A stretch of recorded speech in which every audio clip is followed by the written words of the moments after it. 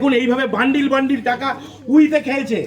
আজকে কর্পোরেশনের অফিসাররা এসে যখন পরিষ্কার করতে বলেছে, তালা ভেঙে এই পার্টি অফিস, দেখুন দেখুন নেতৃত্বর পার্টি অফিস, তারা এখানে এইসব হোর্ডিং ব্যানার এবং এই বাক্স দুটি রেখেছিল। আজকে এখানে তালা ভেঙে এখানকার কর্মচারীরা, এখানকার সাফাই কর্মচারীরা, এখানকার অধ্যাপকদের অনুমতি নিয়ে এগুলো উদ্ধার করেছে। আপনারা দেখুন কি পরিমাণ টাকা, 100 টাকা 500 টাকার বান্ডিল উই পোকায় খেয়েছে।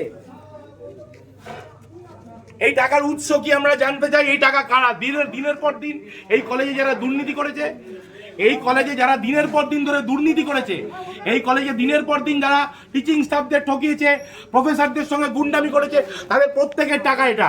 এবং এই টাকা কোথা থেকে এসছে তারও উত্তর দিতে হবে। আমরা আজ পুলিশ ডেকেছি, মিডিয়াকে আমরা খবর দিয়েছি, তারা আসছে, এগুলো তারা সিজার করবে, এগুলো তারা নেবে এবং তাদের প্রত্যেকের এর জন্য সাজা হবে।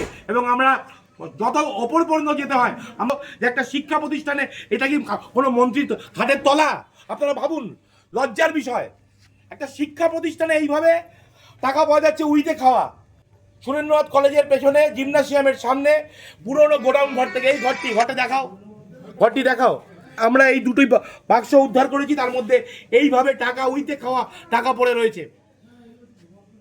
আরো 2-3টি ঘর এরকম বন্ধ রয়েছে, সেগুলো ভাঙার প্রক্রিয়া চলছে। কলেজের স্টাফরা রয়েছেন, প্রিন্সিপাল স্যাররা রয়েছেন, সকলের সামনে আমরা মুচিপাড়া থানার পুলিশ কর্তৃপক্ষকে খবর দিয়েছি, তারা এগুলো সিজ করবেন। মিডিয়াকে খবর দেওয়া হয়েছে সকলের সামনে। এগুলো আপনারা দেখুন কিভাবে মানুষের সঙ্গে দুর্নীতি করা হয়েছে। মানুষ খেতে পাচ্ছে না, সারা দেশ বিভিন্ন রকম ক্রাইসিসে ভুগছে, সেইখানে দেখুন এইভাবে টাকা উইতে খাচ্ছে।